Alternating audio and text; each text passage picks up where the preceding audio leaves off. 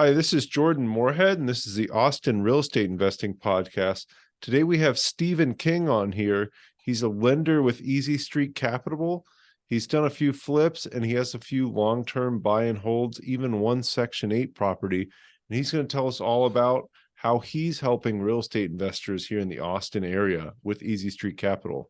Hey, Stephen, how are you? I'm good. Hey, Jordan. Thanks for inviting me on here. Pleasure to be here. Yeah, thank you for coming on. Really quick, could you tell our audience who you are and how you're involved with real estate investing? Yeah, definitely. So I'm a hard money lender at Easy Street Capital. Been kind of in the hard money realm for the last 2 years. And then as well, I do real estate investing on the side, do fix and flip, buy and hold, kind of delving into a lot of the different sectors, house hacking, Section 8, exactly. Just trying to get a whole broad of it in the near future. Yeah, I really like to house hack here in Austin because Mm-hmm. the values of my properties go up so quickly, and I can live for cheap or free, which is really important for me because it's getting kind of pricey to live here. So I think we live in Yeah. one of the best house hacking markets you'll ever find. Yeah, and to touch on that, I bought a new construction home 18 months ago here in Eastern Park, it's in Southeast Austin. And then a month after I bought it, I got two spare rooms, rent out each unit on Nice. Airbnb. And, Mm-hmm. the market's been really good on Airbnb, only Mm-hmm. rented out $75 a night and been able to make enough to mitigate the mortgage entirely for about 80% of the time. So I'm kind of living for free and Mm-hmm. can start stacking that equity, that cash away for, investments, which is awesome. Yeah, I love house hacking Yeah. as well. Yeah. And I think it's, what you just talked about there, like living for cheap or free allows you to save so much more money to invest. And a lot of times people see, let's say a single family house hack or a duplex house hack in Austin and say, hey, well, this isn't the absolute best investment that I can make. And it's like, yeah, it is, because you're going to save so much living in it, and it's going to appreciate so much over time that you're going to be able to use that equity that you've saved and that you've grown in the home to go make a lot more investments. So that's one reason that I'm going to continue to buy primary residences, house hacks, that type of thing here in Austin, even when I'm buying properties in other areas that might look better on paper from a cash flow perspective, because in Austin, that's where I'm getting the money to be able to go buy those properties in other areas or to invest in other people's deals, stuff like that. Mm-hmm. Yeah. Yes, So, precisely. Stephen, Mm-hmm. we ask a really important question here on the podcast, probably the most important question you'll ever get asked in Austin, and that is, what's your favorite restaurant in Austin? Yeah, so great question. So De Nata Cantina is my favorite restaurant. It's a Mexican place over in East Austin on Cesar Chavez, I Mhm. believe. And they just opened up a little bit over a year ago, and Mhm. great margs, great food, just great environment. So Mhm. that's my favorite spot. Yeah, no, we have when it's warmer out, we have meetups over at Central Machine Works there across the street, Yeah. twice a month actually. So definitely come to one of our meetups here on a Thursday when it's nice and warm outside, and then travel across the street, Yeah. grab some tacos and margaritas right after. Yeah, that sounds like a plan. Yeah, it'll be a good time. So, Stephen, uh, why Austin? So why'd you move to Austin? Obviously, we were talking before this episode. You're from the Midwest, as am I, and you've been in Austin here for a couple of years. What drew you here? Yeah, great question. So I moved to Austin right out of college, and I Mm-hmm. actually had my sister living here, and Oh, she had an cool. open spot. So, I can come in here, only pay 600 at the time for rent. And that was 3.5 years ago. And I got a good job in finance because that's my major out of Mm-hmm. college, and worked in the finance industry for a good 2 years, and then made the transition in the mortgage industry 2 years ago. So that kind Awesome. of got me down here. The job, I had some good connections already. And then I've been down here for almost 4 years, and I love it. Like, Austin's an amazing place, especially I'm 25. So Yeah. there's a lot of young professionals here, meet so many like-minded people in this Mm-hmm. industry. And it's just It's great. Yeah, it's Like an it. amazing Yeah. place to be if you're in your 20s or 30s, or just in general, it's an amazing place to be, but it's the spot to be if you're in your 20s. Yeah. So 100%. yeah, Yeah. good spot to be. What did you do in finance? You had a degree in finance, you started working in finance, and you moved over to mortgage lending. What was that beginning job for you?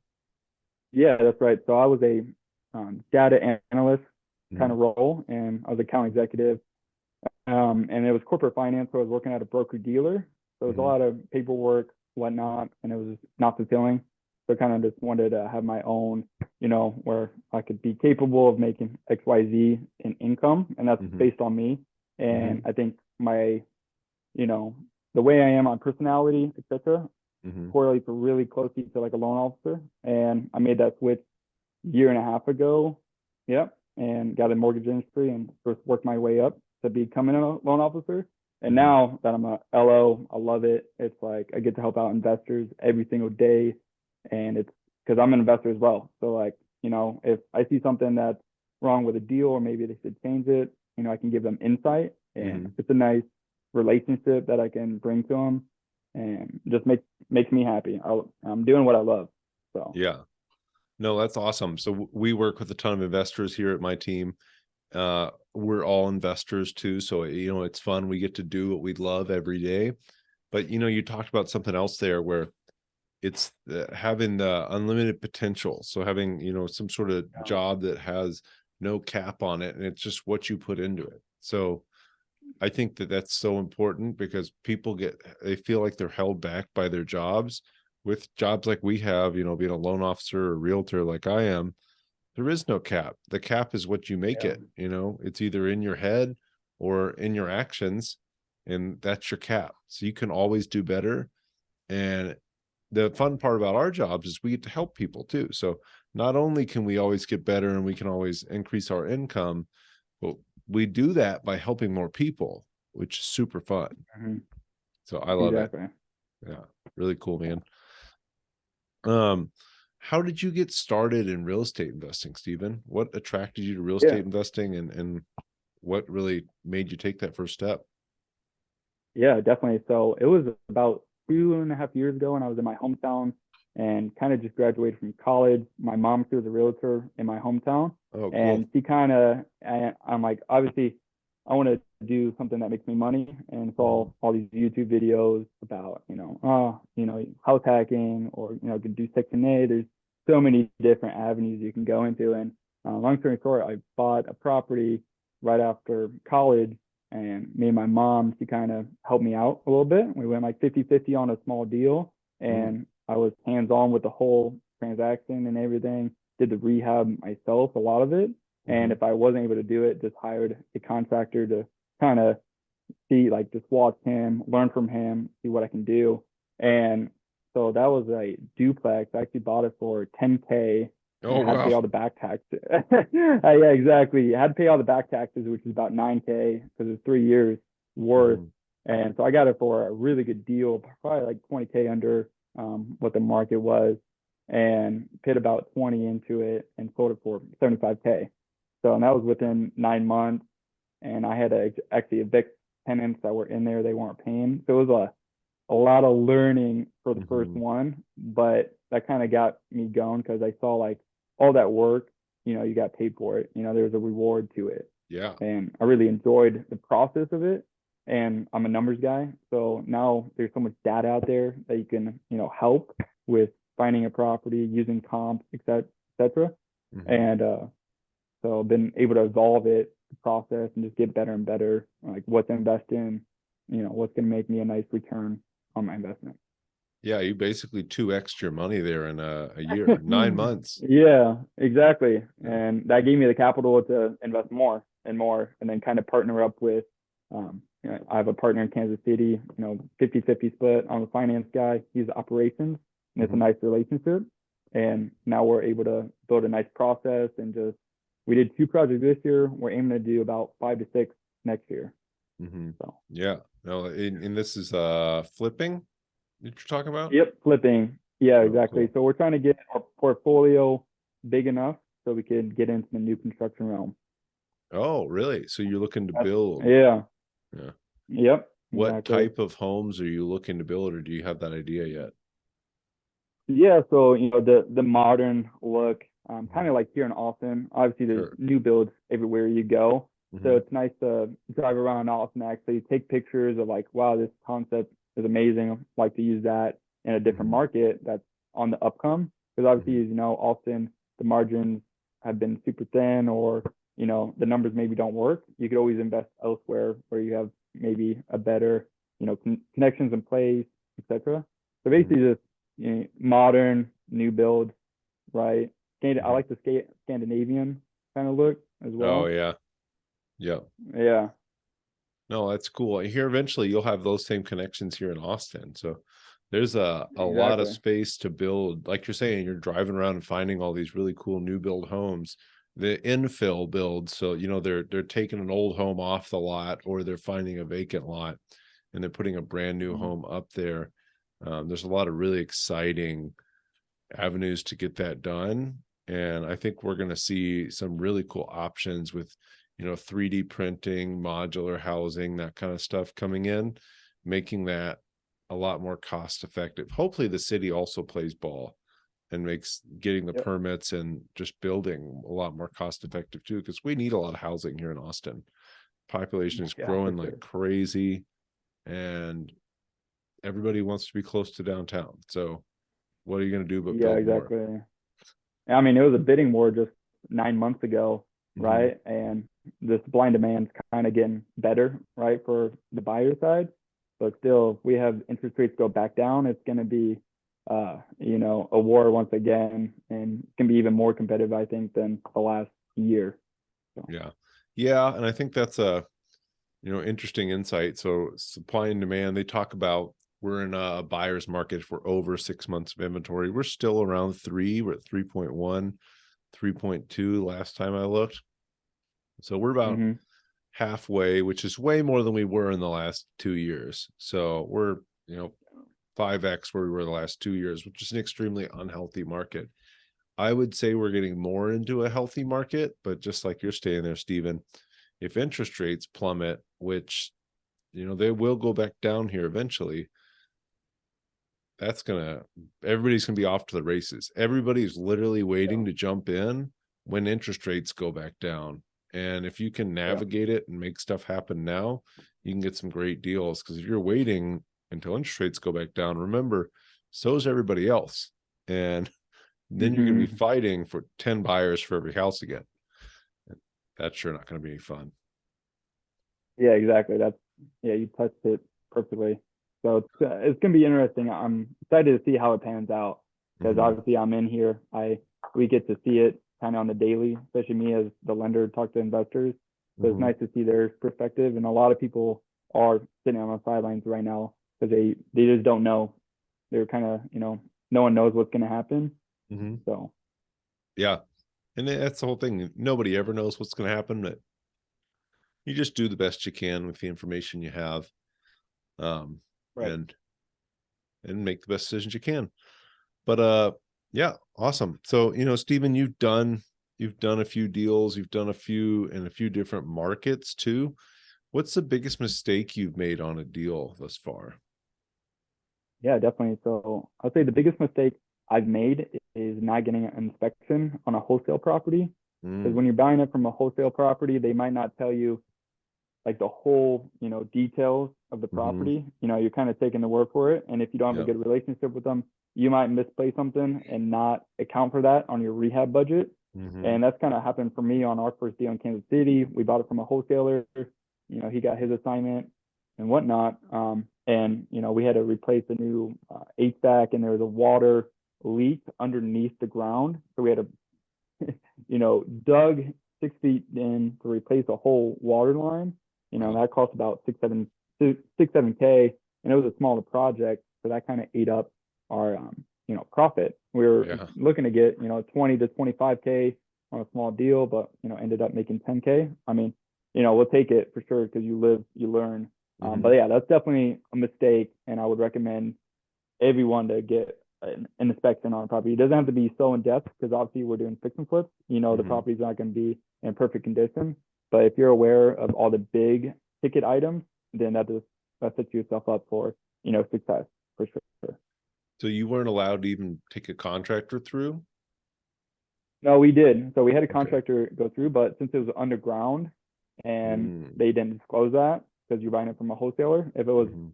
a listing agent that got it, Yeah, they would have to disclose that. But a yeah, wholesaler, they don't have to disclose that information. And so we figured that out though after we bought it. yeah. Yeah, no, I know what you're saying. Wholesalers, they don't have any fiduciary duties to anybody. Their Yeah. duties are to watch out for themselves and make money for themselves. And they don't get in trouble if they don't disclose something because they're not real estate agents. So I think a lot it's easy to forget that. And I haven't had any too terrible experiences, but we've definitely bought stuff where it's like, hey, maybe he didn't know, or maybe she didn't know what was wrong here. So in your case, maybe they didn't know that was going on. Maybe they did. But Yeah. if you would have had a chance to do a thorough inspection, it absolutely would have paid for itself. I love to do 100%. sewer inspections, do sewer scans. Somebody runs a camera down a sewer pipe, and that can save you so much money, 6, 7, 8 grand if you find that break, sometimes a lot more. So that $300 sewer scan might save you 10 grand. Totally worth it. Yeah. That's good. Yeah.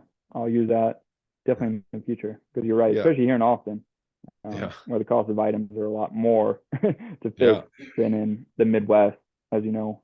Oh yeah. Even in San Antonio, you're getting similar work done here. It's more expensive because people eh, just know they can charge more. So, and there's just more Mhm. demand for work here too. So, yeah, definitely. That's great advice. Make sure you get an inspection, make sure you do thorough inspections on our properties, and you'll make so much money just by doing that inspection. Really 100%. cool stuff. Stephen, if you had to start over today, is there anything you would do differently, whether it's from like a career standpoint or an investing standpoint? Yeah. So I don't think I would do anything differently, to be honest, because I think you have to, you know what you don't know.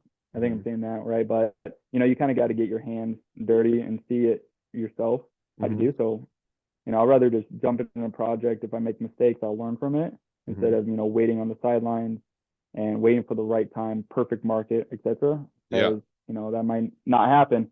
Yeah. So I don't think because I got in early. I bought my first property when I was 22, and right Oh, after cool. college, and I had the finances saved up, being a Hmm. waiter for 2 years in the summer.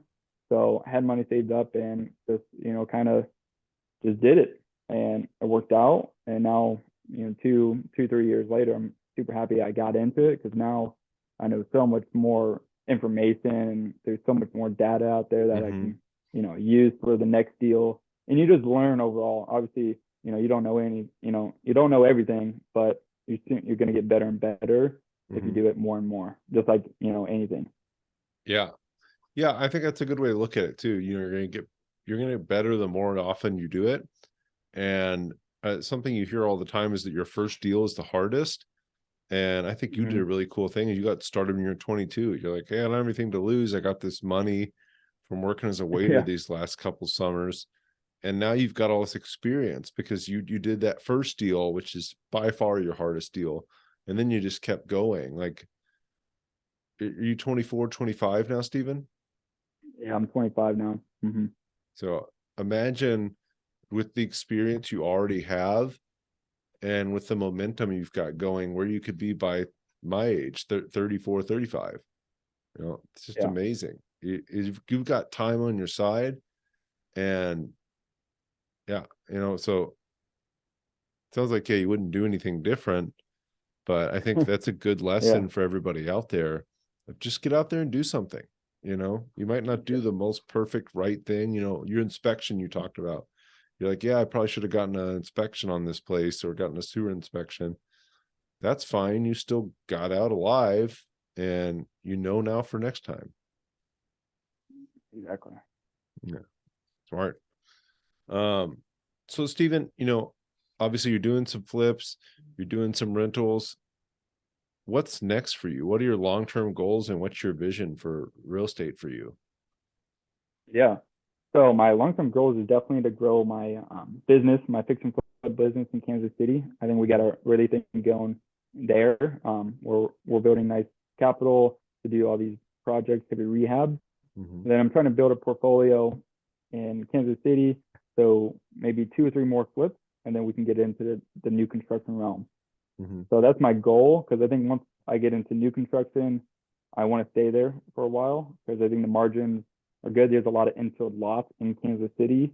Mm. So you're able to buy the lot for, a lot lower than, here in Austin. So your Mhm. margins, could be greater depending on the build price, etc. So that's my main goal. And then obviously I want to refinance those maybe new constructions and do Airbnbs with those. Because if we're buying it in a good location, we're adding so much value add to those properties. And then Mhm. we could refinance them at 75%, maybe pull some cash out what we put into it for the lot Mhm. and just keep that money in there. And then we have a Airbnb and a new build like that's going to appreciate over time, especially in a growing market like Kansas City. So that's my main goal because I want to get it to about $10,000 to $15,000 in monthly cash flow for myself. So I want to Yeah. build a real estate portfolio because that's where kind of I've done the numbers and I'm like, that's where you can kind of be financial free, I think, with my kind of lifestyle. So Mhm. once I attain that, then I'm like, okay, maybe take some time off. Mhm. Yeah. No, that sounds pretty good. 10 or $15,000 a month of passive income, and nobody's gonna be mad about that. Yeah, exactly. Yeah. So you don't have to work. You Uh, just got $10,000 a month coming in. Pretty cool. right. Do Yeah. you So have a favorite? that's the goal. Yeah, that's a good goal. Do you have a favorite business or mindset book that you like to recommend to somebody, or maybe a favorite podcast? Definitely. So I recommend Bigger Mhm. Pockets. There are huge podcasts on Spotify, and I've been listening to them for about 2 years now since I kind Mhm. of got into investing, and they just have a lot. I mean, they have so much information out there, and it's an easy listen if you're on the car, on the way to Yeah. work, etc. And because I reading takes so much time, and I just like listening to it and comprehending it that way than reading a book. You got to try audiobooks, man. Lots of really great I audiobooks know, out there. I know. So Um, if you have any, what do you recommend? I would say probably my favorite audiobooks are audiobooks where the author has read the book. So Green Lights by Matthew McConaughey, they do that. Hmm. Can't Hurt Me by David Goggins. That's an absolute like must listen. If you haven't read or haven't listened to Can't Hurt Me by David Goggins, that book will change your life. And then the follow-up, I can't remember his most recent book that just came out, is really good. And he doesn't read the whole thing, but he's in there talking to the narrator all the time, and it's a really good experience. So Okay, perfect. definitely check Add out it to the David list. Goggins Yeah. on Audible. Really good stuff. Okay. Bigger Pockets though is amazing. Um, Great podcast, tons of podcasts, tons of content, tons of YouTube videos, awesome website, great forums. Like you can't ask for anything more for real estate.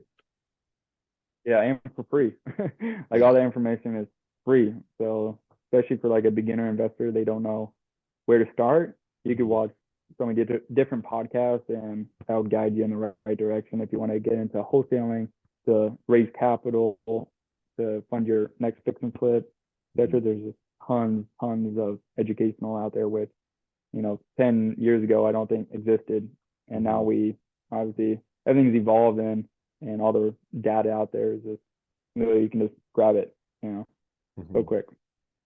And they even have multiple different podcasts. I think they have the Rookie podcast, the Bigger Pockets News. They've got the Bigger Pockets Real Estate podcast. I think they still have the Bigger Pockets Business podcast. Don't quote me on that. But there's more than you will ever listen to in the next 5 years. That's for sure. Exactly. Yeah. Awesome. Stephen, what's the best way for people to get a hold of you and follow you, learn more about you? Yeah, definitely. So they can text me or call me on my direct line, which is 309-229-0429. And then Mhm. they could also email me at stephenk@easystreettap.com. So Okay. that's my company email. So if they want to have any questions about a deal or, want my, guidance or my thoughts on it, they can email me directly or text me. So I use my personal phone for work Mhm. and it's a lot easy. So if they send me a text, I'm going to get notified ASAP. Awesome. And do you have like Instagram or social media or anything like that? I do. So it's Stephen with two E's and then King with two I's. The official Stephen King was taken by the author. I had to Oh revamp yeah. it. Yeah, that'll get in the Yeah, way, won't it? So that it's will. at Yeah. Steven with two E's and two I's on King. Yes, I Okay. believe that's correct. I might have to double check that. We'll have that in the show notes for everybody too. So obviously follow Stephen King at Stephen_King on Instagram. Make sure it's the double I and double E and not the original Stephen King. Maybe follow him too. Make sure to follow me at Jordan_Moorhead on Instagram and anywhere else social media you're looking. Stephen, so great to have you on here today. Definitely looking forward to seeing you here one of our next meetups once it gets warm out, or come to the cold ones too. They're just not at Central Machine Works. We're Austin real estate investors on Meetup. But great to have you on, and I look forward to hearing about your further success. Hey, awesome, Jordan. Yeah, I really appreciate it. This was Yeah. fun. Thank you. Yeah. Talk to you soon. All right, talk to you soon. Bye. Bye.